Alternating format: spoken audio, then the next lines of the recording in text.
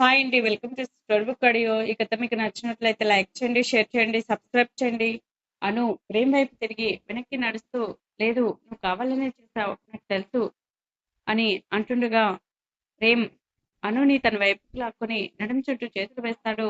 అను ప్రేమ్ చేతి వేళ్ళు డైరెక్ట్ గా తన నడుంపై టచ్ అవ్వడంతో కోపంలో ప్రేమను కొడుతుంది. ఛీ, ఎప్పుడు అదే ఆలోచనేనా నీకు?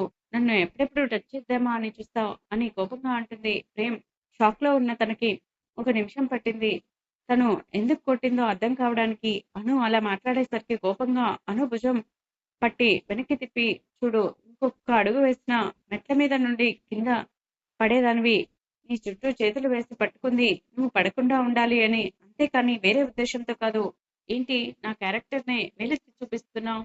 ఎలా కనబడుతున్నా నీకు? ఇష్టం లేని ఆడపిల్లని టచ్ చేస్తే వాళ్ళ కనిపిస్తున్నానా? నిన్నేమైనా చేయాలి అనుకుంటే ఎప్పుడూ చేసేవాడిని, కానీ నాకంటూ వ్యక్తిత్వం ఉంది అని కోపంగా అక్కడి నుండి వెళ్ళిపోతాడు.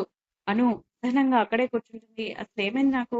ప్రేమ్ నన్ను కాపాడడానికే కదా నన్ను పట్టుకుంది, కానీ నేను కోపంగా ప్రేమ్ని కొట్టాను. పాపం ప్రేమ్ బాధపడి ఉంటాడు.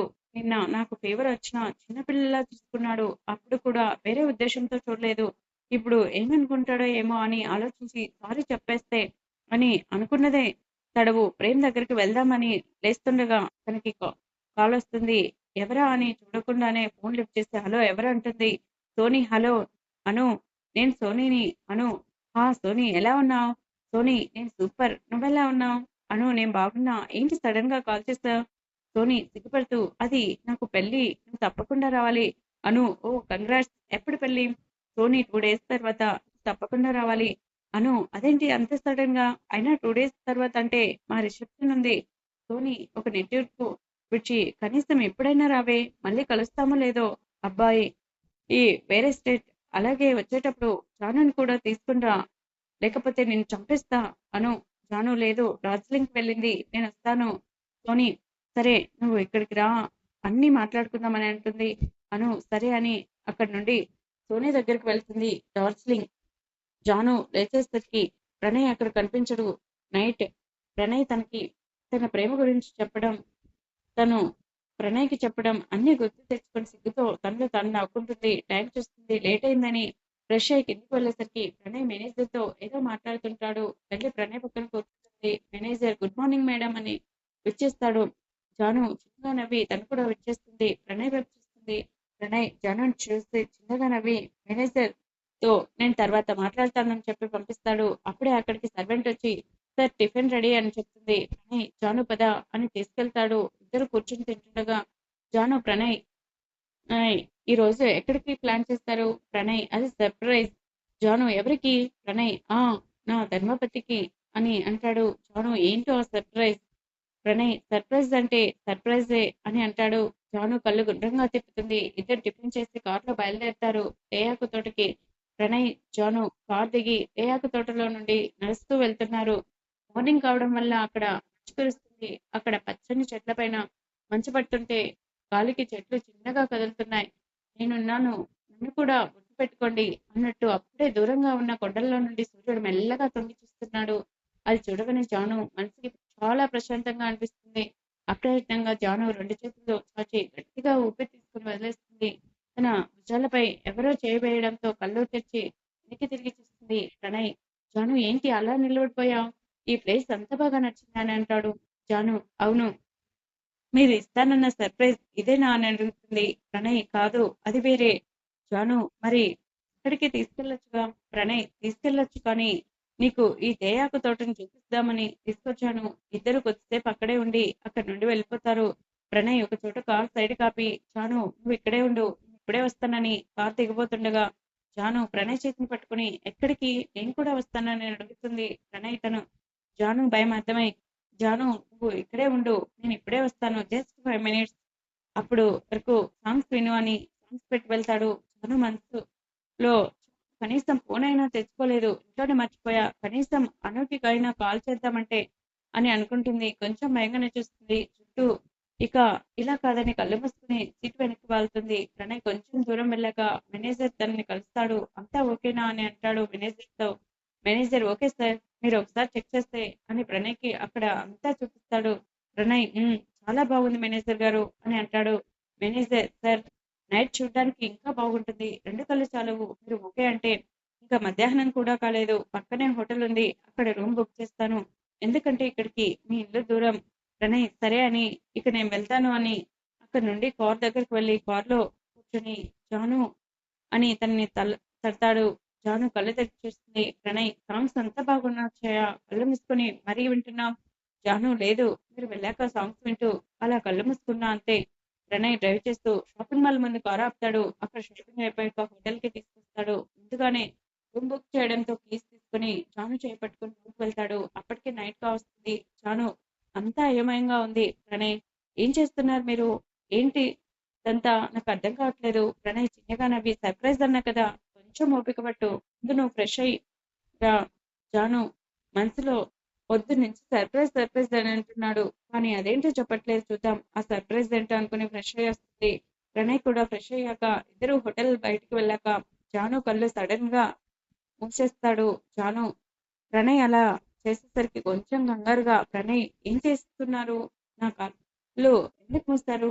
ప్రణయ్ సర్ప్రైజ్ అన్నాను కదా, అందుకే అది దగ్గరగా చూపించాలని కళ్ళు మూసేస్తాను అని జానుని ముందుకు నడిపించుకుంటూ వెళ్తాడు. నిజంగా నైట్ వ్యూ అక్కడ చాలా బాగుంది. దగ్గరికి వెళ్ళగానే జాను కళ్ళ మీద నుండి చేతులు తీస్తాడు.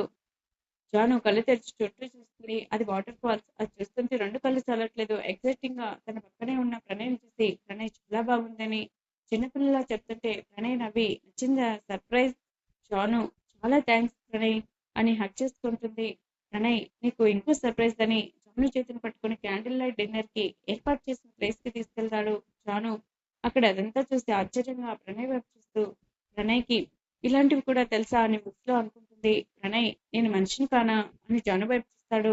జాను మనసులో నేను మనసులో అనుకున్నది ఈయనకి ఎలా తెలిసింది అని అనుకుంటుండగా ప్రణయ్ జాను ఫేస్ లో భావాలు గమనించి నువ్వు మనసులో అనుకోలేదు, డైరెక్ట్ గా అనేసావు అని అంటాడు. జాను షాక్ తో చూస్తుండిపోతుంది. ప్రణయ్ నువ్వు ఆ షాక్ నుండి తేరుకుంటే వెళ్ళి తినేద్దామని జానుని తీసుకెళ్తాడు. ఇద్దరు తినేసాక అక్కడే వాటర్ దగ్గర కూర్చొని మాట్లాడుకుంటూ ఉంటారు. వాటర్ ఫాల్స్ ని చూస్తూ ఆకాశంలో నిండు చంద్రుడు వెన్నెల మొత్తం కురిపిస్తుంటే ఆ వెన్నెలకి నీళ్లు మెరిసిపోతున్నాయి. పొగలా మంచు పడుతుంటే చూడ్డానికి ఆ వ్యూ చాలా అందంగా ఉంది. జాను సడన్ గా ప్రణయ్ ఫేస్ పై నీళ్లు చల్లుతుంది. ప్రణయ్ ఫస్ట్ షాక్ అయినా ఊరుకోకుండా జాను ఫేస్ పై చల్లుతాడు. అలా ఇద్దరు ఒకరి ఫేస్ పై ఒకరు చల్లుకుంటుంటారు. అనుకోకుండా జాను కాలు స్లిప్ పై నీళ్ళల్లో పడబోతుంటే ప్రణయ్ తన చేతిని పట్టుకుంటాడు. కానీ బ్యాలెన్స్ కాక ఇద్దరు నీళ్ళల్లో పడతారు. ప్రణయ్ జానుని పట్టుకునే ఉంటాడు. అలాగే పైకి లేచి ఒకరినొకరు చూస్తుంటారు. జాను ఫేస్ పై నీటి బిందువులు వెన్నెల వెలుగులో మెరుస్తుండగా జానుని అలాగే చూస్తాడు. ప్రణయ్ అంత దగ్గరగా ఉండేసరికి తనకు ఊపిరి ఆడదు. చల్లు చలికో లేక ప్రణయ్ టచ్‌కో జాను చిన్నగా వణుకుతుంది. జాను దూరం జరగబోతుంటే ప్రణయ్ తన చుట్టూ చేతులు వేసి దగ్గరికి లాక్కుంటారు. జాను కంగారుగా ప్రణయ్ వైపు చూస్తుంది. ప్రణయ్ జాను ఫేస్ ని తన చేతుల్లోకి తీసుకుని నుదుటిపై ముద్దు పెడతాడు. జాను సిగ్గుతో తలదించేస్తుంది. తను జాను తలెత్తేసరికి తన కళ్ళల్లోకి చూస్తుంది. అలాగే తనని చూస్తూ జాను కళ్ళపై ముద్దు పెడతాడు. జాను కనురెప్పలు వాల్చేస్తూ ప్రణయ్‌ని చూసి తన మెడ చుట్టూ చేతులు వేసి హగ్ చేసుకుంటుంది. ప్రణయ్ ఇంకా గట్టిగా హగ్ చేసుకుంటాడు. ఆ క్షణం ఇద్దరు ఈ లోకాన్ని మర్చిపోతారు. ప్రణయ్ తనని ఎత్తుకుని హోటల్ కి తీసుకెళ్తాడు. అప్పటికే లేట్ నైట్ కావడంతో హోటల్ స్టాఫ్ వాళ్ళతో సహా ఎవ్వరూ ఉండరు. జాను కంగారుగా భయంగా అనిపించేసరికి ప్రణయ్ వైపు చూస్తుంది. ప్రణయ్ కళ్ళల్లో తనపై అంతులేని ప్రేమ కనిపించేసరికి ఫిదా అయిపోతుంది. ఆ ప్రేమ కోసం ఏమైనా చేయాలనిపిస్తుంది. అవసరమైతే తన ప్రాణాలను సైతం లెక్క చేయకూడదు అనిపిస్తుంది. ప్రణయ్ జానుని కళ్ళల్లోకి చూస్తూ రూమ్ లోకి తీసుకెళ్లి దించి జానుని హక్ చేసుకుని తన కళ్ళల్లోకి చూస్తాడు. జాను కూడా ప్రణయ్ కళ్ళల్లోకి అలాగే చూస్తుంది. ప్రణయ్ జానుని అలాగే చూస్తూ తన చెంపపై చేయి వేసి ఈ ప్రణయ్‌లో జాను కలిసిపోవడానికి జానుకి సమ్మతమేనా? జాను సిగ్గుతో తలదించేస్తుంది. ప్రణయ్ నువ్వు ఇలా మౌనంగా తలదించేస్తే నేను ఏమనుకోవాలి? నా అంగీకారం అనుకోవాలా? లేక అనగానే జాను అలాగే తలదించుకునే ఇష్టం కాబట్టే తలదించేస్తుంది అని అంటుంది. ప్రణయ్ నవ్వుతూ జానుని ఎత్తుకొని బెడ్ దగ్గరికి తీసుకెళ్తాడు. హైదరాబాద్ పొద్దుననగా టిఫిన్ కూడా చేయకుండా వెళ్ళిన అను ఇంకా నైట్ అయినా తిరిగి రాకపోయేసరికి ప్రేమ్‌కి చాలా కంగారుగా ఉంటుంది. అసలే నిన్న ఫీవర్ వచ్చింది అనే ఆలోచన లేదు అనుకుని పదే పదే గుమ్మం వైపు చూస్తుంటాడు. ఇది ఇంకా రాలేదేంటి? ఎక్కడికి వెళ్ళింది? ఒకవేళ మామయ్య దగ్గరికి వెళ్ళిందా అని అనుకోగానే కాల్ చేయడానికి ఫోన్ తీయబోతూ అయినా మామయ్య చెప్పేవారుగా అను నా దగ్గరే ఉంది అని ఒకవేళ అను అక్కడ లేకపోతే మామయ్య కంగారు పడతారనుకుని, ఒకవేళ మీరా దగ్గరికి వెళ్ళిందా అనుకుని తనకి కాల్ చేయబోతుంటే అప్పుడే తనకి కాల్ సౌండ్ వినిపిస్తుంది. పైనుండి గుమ్మం వైపు చూస్తూ అను వచ్చిందని కన్ఫర్మ్ చేసుకుని సైలెంట్ గా హరి రూమ్ కి వెళ్ళి వర్క్ లో పడిపోతాడు. హరి ఎవరా అని ఎవరా ఏరా అను వచ్చిందా అంటాడు వర్క్ చేస్తూనే. ప్రేమ్ అని అంటాడు తాపీగా. హరి ఇప్పటి వరకు నానా హంగామా చేసి వర్క్ చేయదు బుద్ధి కూడా కాక ఇప్పుడే కదా బయటికి వెళ్ళావు. మరి అను వస్తే పలకరించాల్సింది పోయి మళ్ళీ వచ్చేవంటి? ప్రేమ్ కోపంగా కోపం వస్తున్నా కంట్రోల్ చేసుకుని ఏం లేదు, వర్కే హెవీగా ఉండటం వల్ల వచ్చాను. హరి అది కాదురా అని అనబోతుంటే ప్రేమ్ సీరియస్ గా చూసేసరికి హరి సైలెంట్ అయిపోతాడు. అను లోపలికి వచ్చి డైరెక్ట్ గా రూమ్ కి వెళ్ళేసరికి అక్కడ ప్రేమ్ కనిపించడు. ఎక్కడికి వెళ్ళాడు అనుకుంటుంది. ముందు ఫ్రెష్ అవ్వాలి, దాన్ని మాటలతో నా బుర్ర మొత్తం తినేస్తుంది అని ఫ్రెష్ అయి వచ్చి ప్రేమ్ ని వెతుకుతుంది. హరి రూమ్ లో కనిపించేసరికి వాళ్ళ దగ్గరికి వెళ్తుంది. హాయ్ బ్రదర్ అని హరిని విచ్చేసి ప్రేమ్ వైపు చేస్తుంది. ప్రేమ్ సీరియస్ గా వర్క్ చేస్తూ కనిపిస్తాడు. హరి హాయ్ సిస్టర్, ఎక్కడికి వెళ్ళావు, అసలు ఏమైపోయావు? ప్రేమ్ వర్క్ చేస్తూనే ఏం చెప్తుందా అని వింటున్నాడు. అను ఏం చెప్పను బ్రదర్, పొద్దున నా ఫ్రెండ్ ఫోన్ చేసింది. ఇక్కడ ఆ రిసెప్షన్ రోజే అక్కడ తనకి పెళ్ళంట, కనీసం ఈ రోజైనా రమ్మని చెప్పింది. తర్వాత తను ఎలాగో ఊర్లో ఉండదు కదా అని నేను వెళ్ళాను. హరి ఎక్కడికి వెళ్తుంది? ఏదో దేశం కాని దేశం వెళ్తున్నట్టు. అను అవును, అమెరికా వెళ్ళిపోతుంది. మళ్ళీ కలవం కదా అందుకే వెళ్ళా. ప్రేమ్ కోపంగా వెళ్తే వెళ్ళింది, చెప్పి వెళ్ళొచ్చుగా, ఇంట్లో ఎవ్వరు లేరనుకుంటుందా అని హరి అని అంటాడు. అను మర్చిపోయాను భయ, సారీ అని ప్రేమ్ వైపు చూస్తుంది. హరి మనసులో వీళ్ళిద్దరూ గొడవ పడ్డారా? ఇద్దరి పలకం చూస్తుంటే అలాగే ఉంది. పోనీ ఒకసారి మాట్లాడితే వదిలే, భార్యాభర్తల మధ్యలో మూడో మనిషి ఉండకూడదని అనుకుని మరి తిన్నావా సిస్టర్ అని అంటాడు.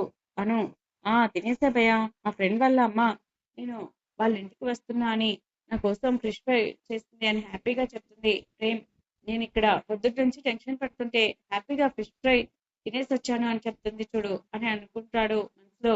అను అవును భయ్యా, మీరు ఇంకా పడుకోరా, చాలా టైం అయింది కదా. Hari important work sister, morning కల్లా కంప్లీట్ అయిపోవాలి, లేకపోతే అంతే. మళ్ళీ రిసెప్షన్ కూడా ఉంది కదా, అది కూడా చూడాలి అని అంటాడు. అను నవ్వుతూ నేను హెల్ప్ చేయనా భయ్యా అని అడుగుతుంది. హరి వద్దులేమ్మా, నువ్వు వెళ్ళి పడుకో. అను ఓకే భయ్యా, గుడ్ నైట్ అని ప్రేమ్ వైపు చూసి వెళ్ళిపోతుంది. ప్రేమ్ అను చూపులు తనకి తెలుస్తున్నాయి కానీ ఏం తెలియనట్టు వర్క్ చేస్తుంటాడు.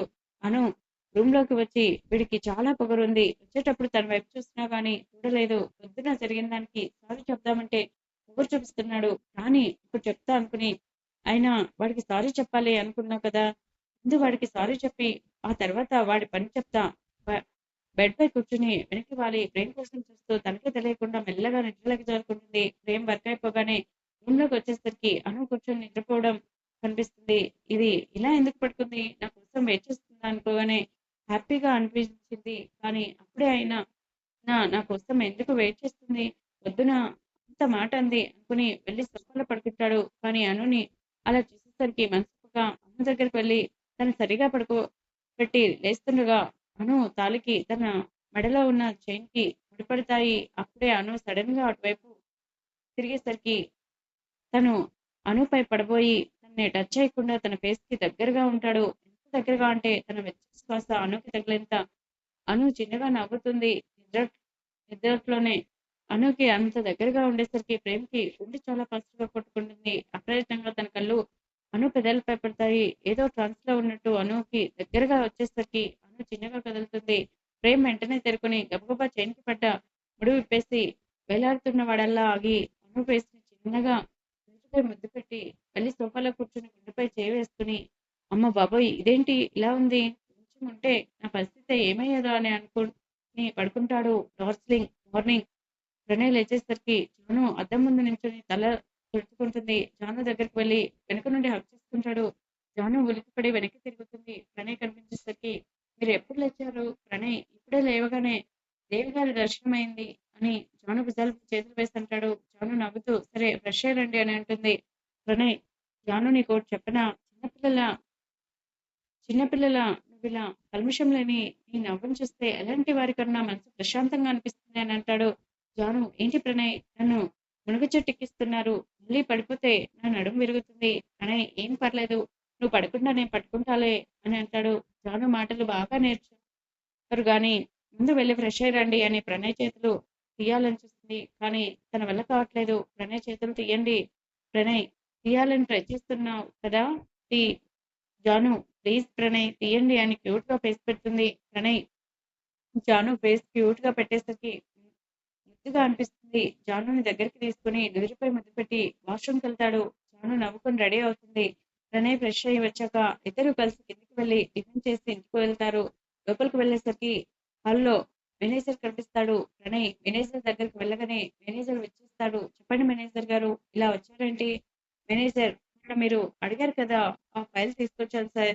ప్రణయ్ ఫైల్ తీసుకుని ఓకే నేను తర్వాత చూస్తాను మేనేజర్ గారు అని జాను వైపు చూసి, జాను ఇది ర్యాక్ లో పెట్టు అని చెప్తాడు. జాను ఫైల్ తీసుకుని రూమ్కి వెళ్ళి ఫైల్ ని ర్యాక్ లో పెట్టి వెనక్కి తిరగబోయి మళ్ళీ ర్యాక్ వైపు తిరుగుతుంది. అక్కడ తనకి పైన ఫోటోలా కనిపిస్తుంది. దాన్ని తీద్దామని చెయ్యి పెడుతుంది కానీ అది అందదు. ఇప్పుడు ఎలా అని పక్కకు చూసేసరికి చిన్న స్టూల్ కనిపిస్తుంది. దాన్ని తీసుకుని ఎక్కి పైన ర్యాక్ లో ఫోటోలు తీసుకొని చూస్తుంది. అందులో ఒక చిన్న బాబు కనిపిస్తాడు.